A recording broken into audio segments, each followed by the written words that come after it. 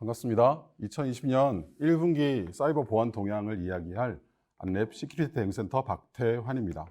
오늘 저와 함께 1분기 혹은 상반기에 국내외에서 발견되었던 사이버 보안 이슈들을 같이 살펴보고요. 그에 대한 대응 방안들을 같이 고민하는 시간으로 좀 준비해 보았습니다. 5가지 꼭지로 말씀을 드릴 거고요. 내용들은 익히 다 알고 계신 내용일 수도 있지만 그래서 이미 또 간과하고 있는 내용일 수도 있습니다.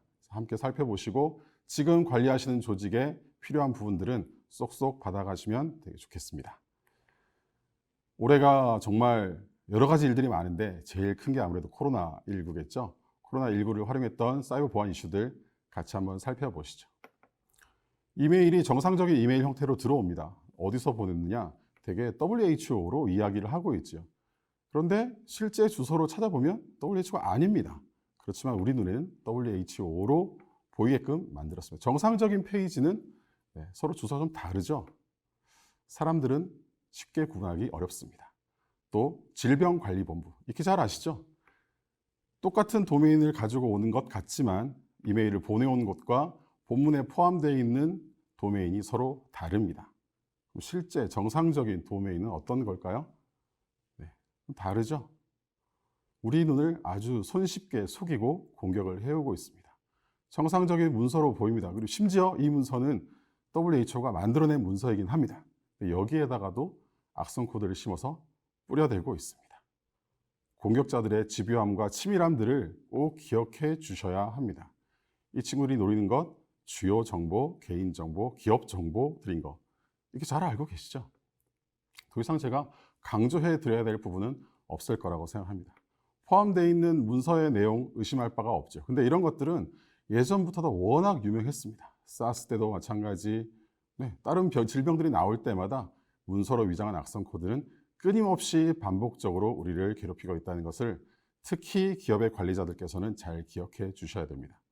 가짜 홈페이지를 만들어 놓고 개인정보 입력하게끔 하는 것은 국내외를 포함한 전 세계의 커다란 유행입니다. 안 들어갈 수 있는 방법 없습니다. 입력하지 않는 것을 조직원들께 가이드해 주시는 것이 필요합니다. 코로나19로 위장했던 가짜 페이지 같이 보여드리고 있고요. 또한 코로나로 위장한 페이지인데 들어가서 보면 동영상이 나오는 것도 있습니다. 그래서 좀 더 실질적으로 내용을 볼 수 있겠다 해서 보시지만 다운로드 되는 것은 동영상으로 위장한 악성 코드입니다. 동영상인 줄 알고 실행하시면 정보 수집되고 외부로 빠져나가는 것, 굉장히 한순간에 손쉽게 이루어지는 것들 잘 기억하고 계시리라 생각을 합니다. 당연히 랜섬웨어도 존재하지요. 화면에 나와 있는 것은 테스트 목적으로 만들어진 가짜 랜섬웨어이긴 합니다만 코로나19로 위장한 랜섬웨어는 지금 이 순간에도 우리를 괴롭히고 있고 조직 내부로 스며들고 있다는 것을 꼭 기억해 주셔야 합니다. 또 코로나가 어떤 것들로 악용되고 있을까요? 다양한 형태들이 나오는데 모바일에서도 이 코로나 이슈들은 잘 악용되고 있습니다. 우리가 익히 사용하고 있는 감염자들이 어디로 갔는가? 그 내용들을 추적할 수 있는 앱을 위장한 코로나 악성 앱들도 나와 있고요. 심지어 이 앱들 중에는 개인의 위치 정보까지도 수집해서 공격자들에게 보내는 악성 앱이 있다는 것을 여러분들은 꼭 기억해 주시는 것이 필요합니다. 특히 조직의 주요 관리자들께서는 잘 알고 계셔야 됩니다. 국내에서는 아무래도 택배로 위장한 문자 메시지들이 굉장히 많죠. 가짜 앱으로 설치하고 모바일에서 필요한 모든 권한들을 다 가지고 갑니다. 그러면 모바일 기기 안에 있는 모든 정보는 이미 공격자에게 다 넘어갔다고 봐도 전혀 과언이 아닙니다. 잘 알고 계시죠? 그리고 기부로 위장하는 것도 있죠. 사실 기부 문화는 대한민국에서는 그리 많이 활성화되어 있지 않습니다만 전 세계적으로 코로나에 대응하고 있는 모든 조직에 돈을 보내고 싶어하는 사람들이 있죠. 그들의 자금들을 모아서 보내겠다 하는 작업들을 공격자들이 직접 수행하고 있다는 점 잘 알고 계시고 조직원들에게 전파해 주시는 것이 중요합니다. 거의 마지막으로는 이러한 코로나 사태를 개인적인 이득을 취할 목적으로 만드는 사람들도 있습니다. 제발 이런 행위들은 좀 서로 안 하면 좋겠어요. 이 힘든 시기에 이런 것들을 과연 해야 될까? 위장된 사이트로 들어가시면 투자 관련된 정보를 주는 곳들이 나왔었는데요. 가능한 이런 것들은 좀 지양해 주시면 정말 좋겠습니다. 두 번째 내용으로는 스미싱과 보이스 피싱에 대한 이야기를 드리고자 합니다. 스미싱, 보이스 피싱 6년 전, 7년 전 얘기 우리 다 잘 알고 있어. 잘 대응하고 있어. 이렇게 말씀하실 거라고 생각합니다. 잘 하고 계십니다. 그런데 공격자들이 정말 원하는 것은 여러분들의 한 번의 클릭, 한 번의 터치입니다. 코로나 내용으로 위장해서 보내는 것들 너무 많았고 지금도 등장하고 있습니다. 사실 이 스미싱 관련된 문자 메시지들은 익히 많이 보셨기 때문에 잘 안 속으실 거라고 생각하시겠습니다만 사실 정말 잘 속을 수 있는 게 바로 이 스미싱 문자 메시지입니다. 특히 이 코로나 전국에는 다들 비대면, 그죠? 그리고 온라인에서 주문들을 많이 하고 계시잖아요. 내가 주문한 물건이 벌써 왔대 라는 소식으로 악성 앱들을 보내는 친구들이 굉장히 많습니다. 아이폰 이외에 안드로이드 폰에서 이런 APK 파일을 보내는 케이스들이 과거에는 굉장히 많았었습니다. 그래서 이거 하면 안 돼. 잘 알고 계시죠? 잘 알려주고 계실 것이라 생각합니다만 지금도 이걸 그대로 다운로드 받고 설치하시는 분들이 계십니다. 알려주셔야 됩니다. 귀에 못이 박힐 때까지 강조해 주시는 게 필요합니다. 요즘 공격자들 정말 머리가 좋아서 저희 같은 분석가들이 들어가는 페이지 알아냅니다. 저희가 테스트 목적으로 들어가면 악성 앱을 주지 않습니다. 문자 메시지를 수신한 그 사람에게만 악성 앱을 보내고 있다는 사실을 기억해 주십시오. 그래서 혹시 누군가 받거든 꼭 관련된 정보들을 다 제보받고 저에게 보내주시는 것이 굉장히 중요합니다. 설치된 악성 앱, 모바일 스마트폰이 가지고 있는 모든 권한들을 다 요구합니다. 그렇지만 앱을 설치하는 과정에서 우리가 권한을 가지고 문제 제기를 하거나 멈추는 사태들은 잘 없으시죠. 근데 잘 살펴보시면 앱이 과도하게 정말 많은 권한들을 요구하고 있다는 것을 알 수 있습니다. 근데 이 단계에서 잘 발견되지도 않고 차단도 안 됩니다. 심지어 이 친구들 쓰는 아이콘들, 이상한 아이콘이 있나요? 화면에 나와 있는 아이콘 정말 익숙하시죠? 택배 관련, 웹 브라우저 관련된 아이콘입니다. 이걸로 속이고 있습니다. 우리 눈으로 악성 앱을 구분할 수 없는 시대를 우리가 이미 살고 있습니다. 위험에 바로 노출되어 있는 것이죠.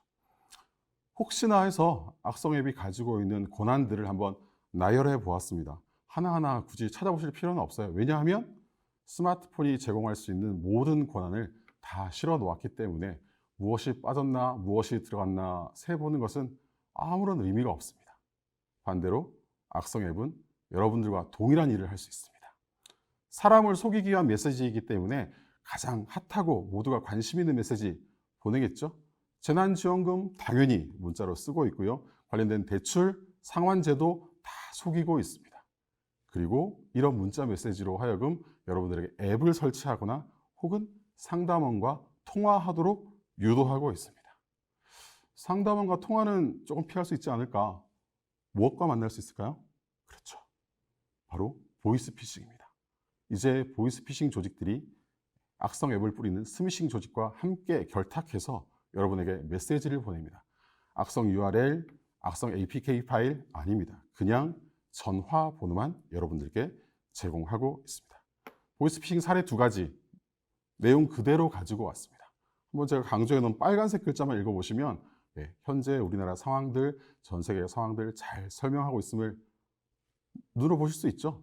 무조건 코로나 이야기하고 있고 지원해 드리겠다, 국가가 제공하고 있다. 그런데 시간이 얼마 없다, 빨리 연락해라 라고 사람들을 옥죄고 있습니다. 문자 메시지를 받는 순간 모두가 전화를 하게 되죠.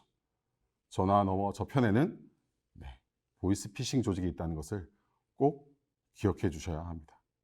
너무 무서운 시대를 우리 모두가 맞이하고 있습니다. 세 번째로는 앞에 나왔던 코로나19를 악용했던 사례들과 같이 갈 수도 있지만 조금 맥을 달리할 수 있는 다른 부분, 기반 시설을 타깃한 공격에 대해서 말씀을 드리려고 합니다. 기반 시설 타깃 공격도 안랩이 다수의 세미나를 통해서 여러 번 강조를 하고 있습니다만 이 공격이 끊이지 않는 이유가 뭘까요? 공격자들에게는 정말 달콤한 곳이 바로 이 기반 시설들 쪽입니다. 반대로 기반 시설에 계신 분들은 우리는 일반 회사들과는 달라, 잘 보호되고 있어 라는 생각보다는 우리를 노리는 타깃 공격들이 있구나 하는 것을 아시고 준비를 해 주셔야 된다는 것을 강조하고 싶어서 매번 소개할 때마다 이렇게 들고 오고 있습니다. 타깃 공격의 내용들을 한번 살펴보시죠. 어떻게 보낼까요? 옛날엔 USB를 보냈다고 합니다만 지금은 제일 좋은 게 이메일이죠. 이메일에 첨부 파일을 심고 문서를 열게 합니다. 문서의 내용, 이메일 내용, 발신자 어느 것 하나 의심할 게 없죠. 자, 그런데 문서 파일 열었을 때 이제 익숙하시죠? 안내비 3년째, 4년째 계속해서 강조해드리고 있는 워드 문서를 열었는데 상단에 옵션이 붙어 있고 보안 경고창이 떴다. 우리 어떻게 하기로 했죠? 클릭하지 말자, 열지 말자라고 했습니다만 다들 클릭하십니다. 이 메일을 보내온 조직의 홈페이지를 들어가서 실제 이 발신자의 이름을 검색해보면 지금도 근무하고 있는 사람인 것을 확인할 수 있습니다. 공격자들은 내부에 누가 어떤 일을 하고 있는지 잘 알고 타깃 공격을 하고 있습니다. 또 하나, 코로나 전국에는 다들 아는 특정 종교에 관련된 정보인 것으로 위장해서 문서를 뿌렸습니다. 정말 많은 사람들이 클릭하셨죠. 근데 그 안에 숨어있던 악성 코드 아주 무시무시한 녀석이었습니다. 매 순간 PC가 부팅할 때마다 동작하게끔 되어 있었고 보안 체계는 우회하게끔 설계가 되어 있었습니다. 그럼 그 악성 코드가 동작했을 때 어떤 정보를 모아가는가? 실제 악성 코드가 실행된 PC 안에 있는 주요 정보들을 모아가는데 기본적으로는 어떤 프로세스가 실행되고 있는지 혹은 그 프로세스를 실행했던 사람의 PC의 이름은 무엇인지 아이디는 무엇인지 기본적인 정보부터 가지고 갑니다. 그리고는 사용자를 식별하는 것이죠. 또 다른 타깃 공격, 국내 제조회사를 타깃해서 들어왔던 코로나 정부의 마스크 생산과 관련된 내용으로 위장했던 이메일입니다. 수신자가 제한적이었기 때문에 이분이 신고하기 전까지는 알려지지 않았던 타깃 공격이죠. 동일하게 이 악성 코드가 설치가 되면 이 악성 코드에 의해서 그 회사, 그 조직 내부는 다 공격자의 손에 넘어가는 RAT 악성 코드가 설치됩니다. RAT 많이 들어보셨죠? 렛이라 부르기도 하고요. 원격에서 공격자의 명령을 수행할 수 있는 툴이다라는 이름을 가지고 있죠. 그럼 이 RAT 툴에 의해서 할 수 있는 일들 그냥 제가 간단하게 나열해 보겠습니다. 간단하죠. 조각이 3개밖에 안 났습니다. 오히려 할 수 없는 일을 찾는 게 더 간편하시겠죠? 이 친구들 노리는 것 철저히 기반 시설, 특별히 국내는 방산 업체들까지도 노리고 있습니다. 그렇다면 어디서 어떻게 만들었을까? 대충 추정이 좀 되시죠? 우리와 정치, 군사적으로 대척점에 있는 국가에서 치고 들어오고 있다는 사실을 기억하셔야 됩니다. 1차적으로 이 친구들은 모니터링합니다. 살펴보고 그 다음에 그 조직, 기업 안에 있는 주요 정보를 수집해서 빼내가는 일을 수행하고 있습니다. 발견되기 쉽지 않고 그 일들을 지속적으로 하고 있습니다. 물론 제일 쉬운 건 파괴죠. 10년 전에는 파괴했습니다. 지금은 파괴까지 하지 않습니다. 오래도록 살아남으면서 계속해서 정보를 빼내갈 의도로 기반시설, 방산업체 쪽으로 타깃 공격을 하고 있다는 사실을 기억해 주십시오. 우리 기업은 아니야? 아니요. 우리가 다, 대한민국에 있는 모두가 다 해당이 됩니다. 이 친구들의 특징, 너무 오랜 기간 동안 같이 했기 때문에 그들 나름대로의 기술들이 계속해서 축적되고 있습니다. 그리고 계속 그것들을 여러 번 돌려서 사용하고 있고요. 꼼꼼하게, 부지런하게, 그리고 굉장히 섬세하게 공격을 하고 있습니다. 한 번에 쉽게 발견되지 않습니다. 그래서 잘 보셔야 됩니다. 꼼꼼하게 살펴보셔야 되고 지속적으로 보셔야 됩니다. 꼭 강조해드리는 것, 제발 이메일에 첨부되어 있는 파일, 특별히 문서 파일들 열어보실 때 꼭 한 번씩만 좀 주의를 해주시면 너무 좋겠습니다. 나머지까지는 저희가 바라지 않겠습니다. 나머지는 저희와 함께 하시면 됩니다. 특별히 국가기관들, 국가와 같이 일을 하고 계신 기업들에서는 주요 국내 워드 프로세서의 최신 버전 업데이트 혹은 최신 버전 설치해서 사용하실 것을 감히 추천드리는 바이고요. 그걸 가지고 보안 체계들을 강화해 나가실 것을 권해드리는 바입니다. 네 번째는 ICS 혹은 OT 타겟한 공격에 대해서 말씀을 드리려고 합니다. 여기도 역시 앞서 말씀드렸던 기반 시설처럼 조금 남의 나라 얘기같이 들리실 수도 있습니다. 그런데 이것도 안내비 여러 번 강조했다는 것을 잘 기억들 하고 계시죠? 네. 혹시 제가 작년에 한번 소개해드렸던 로커고가라고 하는 랜섬웨어 기억하십니까? 이 랜섬웨어가 유럽에 있는 제조업체를 타깃 공격했을 때 그 회사가 했던 조치사항들 기억하시죠? 일단 우리가 사이버 공격을 받았다라고 이야기했고요. 출근하는 직원들에게는 출근하되 해서 안 될 일들을 강조했습니다. 절대 PC 켜지 말고 어떤 디바이스에 연결하지 말고 이미 연결되어 있는 것들은 다 뽑아라 라고 가이드를 했죠. 무시무시한 랜섬웨어였기 때문입니다. 그때 당시 로커고가가 가지고 있던 5가지 특징 간략하게 소개해 드렸습니다. 디지털 전자서명 썼고 파일 30개 확장자만 암호화했고 시큐어한 이메일을 가지고 계속 협상을 하려고 했고 요구했던 랜섬 금액은 자기들과 계속 대화를 통해서 만들어 갔었습니다. 그리고 이 친구들 절대 랜섬이 최종은 아니었다라고 강조드렸죠. 유사한 것이 올 초에 나왔습니다. 스네이크 랜섬웨어. 이름 그대로 스네이크입니다. 뱀처럼 움직이는 교묘한 녀석이죠. 이 랜섬웨어에 감염되면 파일 뒤에다가 이 친구만 고유의 시그니처를 남겨놓고 갑니다. 그래서 이 시그니처를 남겨놓은 것들을 잘 읽어보면 그냥 우리 눈으로는 저게 뭐야? 잘 모르겠는데 좀 발음이 어렵네? 라고 생각하시겠지만 그래서 한번 해석해 드립니다. 파일 끝에 남아있는 거 거꾸로 읽어보면 스네이크라고 돼 있죠. 굉장히 마음속으로 이미 나는 여기를 공격할 거야 라는 의지를 가지고 들어오는 의도된 공격자들에 의해서 각종 생산 시설들이 타깃 공격을 받고 있습니다. 특히 이 스네이크 랜섬웨어는 윈도우 기반의 생산 라인들을 타깃 공격하고 있어요. 지금 여러분들의 생산 라인들, 조직들은 괜찮으십니까? 혹 여러분들 조직 내에 있던 특정 파일이 이 스네이크 랜섬웨어에 감염되지는 않았습니까? 한번 살펴볼 필요 있습니다. 랜섬웨어이기 때문에 당연히 파일을 암호화한 다음에는 랜섬 노트를 띄우고 자신들과 어떻게 협상할지를 알려주고 있습니다. 지난해 로커 고가처럼 이 친구들도 협상을 하는 데 있어서 필요한 것은 다 시큐어 이메일을 씁니다. 왜냐? 대화 중에 들키고 싶지 않기 때문이죠. 정말 철저히 보호해 주거든요. 자신들이 누구인지, 어디와 어떻게 소통했는지 절대 알려주지 않는 시큐어 이메일 서비스를 통해서 계속 피해자들과 소통을 하고 있습니다. 얼마를 요구하는지, 어떤 내용이 오가는지 우리는 아무도 모릅니다. 피해를 입으신 그 고객사만 알고 있을 겁니다. 얼마로 이야기하셨어요? 네, 얼마로 얘기하셨을까? 근데 이 친구들 꼭 기억하셔야 됩니다. 랜섬웨어일까요? 돈을 요구하고 있지만 마냥 랜섬웨어는 아니라는 걸 꼭 기억해 주셔야 합니다. 이 친구들이 기본적으로 하는 것, 랜섬웨어는 전파해 주어야 되잖아요. 전파 기능이 없어요. 전파는 철저히 그 기업 내부에 있는 인프라를 활용해서 합니다. 그렇다는 건 내부 구조도 이미 잘 알고 있다는 거가 되겠죠. 그걸 가지고 전파시키고 암호화하고 돈을 요구하는 친구들이 등장했습니다. 그럼 다른 랜섬웨어들은 어떤가? 아이고, 다르지 않습니다. 더 열심히 일을 하고 있죠. 정말 수많은 변종 저희가 안내 홈페이지를 통해서 끊임없이 소개해드리고 있습니다. 그리고 작년, 재작년에 사라졌던 랜섬웨어들도 다시 그 변종들이 등장하고 있고요.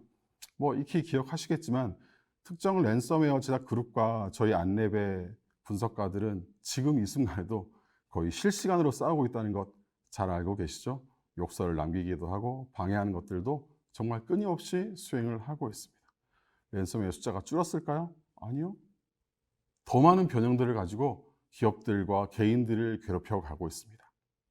기억하실 것은 랜섬웨어의 타겟이 점점 기업과 조직으로 확대되었다는 것을 기억해 주셔야 되고, 특별히 생산 시설들 쪽 관리하시는 분들께 알려드립니다. 특별히 여러분들이 관리하시는 그 체계 내에도 랜섬웨어가 들어와서 위협을 하고 있다는 사실을 기억해 주십시오. 랜섬웨어는 초기와 달리 점점 그 영역을 확장하고 있고 이제는 정보 유출형 악성 코드와도 결합하고 있다는 사실을 잊지 마셔야 됩니다. 랜섬웨어가 단순 랜섬웨어가 아닙니다. 마지막은 조금 가볍게 섹스토션과 혹스에 대한 이야기를 드리려고 합니다. 섹스토션은 되게 성인물과 관련된 내용으로 많이 기억하시면 좋을 것 같고요. 혹스는 가짜 정보 정도로 생각하시면 될 것 같은데요. 최근 우리나라는 지난 5월에 우리나라에서 올 초에 있었던 다양한 성인물 관련된 사건들을 통해서 특정 법안이 통과됐죠. N번방 방지법이 국회를 통과했습니다. 그래서 유해한 성인물들이 마음대로 유통되고 보관하고 있는 것들은 강력하게 처벌하겠다 하는 것이 국가의 기조가 되어 있는데, 이런 기사들 많이 보셨죠. 상대방과 뭔가 은밀한 대화를 나눴는데 알고 보니 점점점 이렇게 나가는, 상대가 내가 알고 있었던 인지했던 상대가 아니었다, 이런 내용들. 해외에서는 웹캠 블랙메일이라고 불렀고요. 우리나라 2010년 이전까지는 화상 채팅 프로그램을 통해서 이런 사건들이 굉장히 많았었는데 2013년, 2014년 이후에는 몸캠 피싱이라는 이름으로 많이 등장하고 있는 내용들입니다. 즉 상대방과 뭔가 나와 개인적으로 은밀한 대화를 주고받은 것처럼 이야기가 진행이 되었었는데 그 과정에 뭔가 이상한 파일을 설치를 했고 그리고 좀 사진을 좀 주고받았을 뿐인데 갑자기 상대가 돌변하면서 이야기를 하죠. 돈을 내놔라. 그렇지 않으면 다 배포해 버리겠다. 너를 창피하게 만들어서 세상에서 매장시키겠다. 라고 하는 것들. 네, 전형적인 섹스토션의 전형입니다. 나는 제대로 하지 않았는데 상대방이 나의 개인적인 사진들을 가지고 위협하는 것. 화상 채팅 이후에는 별로 없었을 거라고 생각했는데 이것이 모바일까지 넘어와서 지금도 굉장히 큰 문제가 되고 있고요. 생각보다 많은 사람들이 사회적인 지위에 문제가 있거나 목숨을 잃는 케이스들도 많이 발견되기도 했었습니다. 실제 이런 일이 벌어질 때 어떻게들 해결하십니까? 숨겠죠. 근데 좀 더 대범하신 어떤 부부의 얘기는 그냥 아내께서 아예 이런 내용들을 공개를 하고 남편을 좀 벌주라라고 했던 케이스도 있긴 합니다만 일반적이진 않습니다. 특히 요즘처럼 화상회의, 원격회의 이런 교육들이 다 모바일에서 원격에서 진행되시죠. 이제 웹캠들 다 집에 하나씩 있으시잖아요. 더 조심하셔야 됩니다. 결코 여러분들 혼자 있는 환경이 아니에요. 그리고 상대방도 그런 것들을 잘 알고 여러분들에게 계속 공격을 해야 합니다. 어느 날 여러분들께 이메일을 보내와서 내가 네 비밀번호를 알고 있어. 네 몸을 찍었어. 라는 것을 보내올 때 깜짝 놀라신다면 한번 돌아보셔야 되고 뭐지? 싶을 때는 그냥 그 메일을 지우시면 됩니다. 놀라게 해서 여러분들을 위협에 빠뜨리려고 하는 전형이 혹스입니다. 가짜 정보입니다. 낚이시면 안 됩니다. 절대 여러분들의 사진을 가지고 있지 않아요. 근데 혹 조금이라도 관련된 것 같다라고 할 때는 개인적으로 해결하지 마시고 국가와 수사기관의 도움을 받아주세요. 그게 가장 좋은 방법입니다. 이걸 뭔가 다른 사람은 알리고 싶지 않아. 내 개인적으로 해결하고 싶어 라고 막 검색해 보시고 요즘 흔히 말하는 디지털 장의사 이런 분들을 찾아가서 의뢰하고 하는 것은 저는 좀 아직 좀 말리고 싶습니다. 이게 제대로 국내 주요 서비스로 자리 잡기 전까지는 좀 피해 주시는 게 좋습니다. 이걸 가지고 2차, 3차 범죄까지도 이어질 수 있습니다. 범죄자는 결코 여러분들의 사진을 가지고 있지 않아요. 이메일 번호, 이메일 그리고 비밀번호를 알고 있다고 보내는 메일에 대해서도 신경 쓰지 마세요. 그냥 지우시면 됩니다.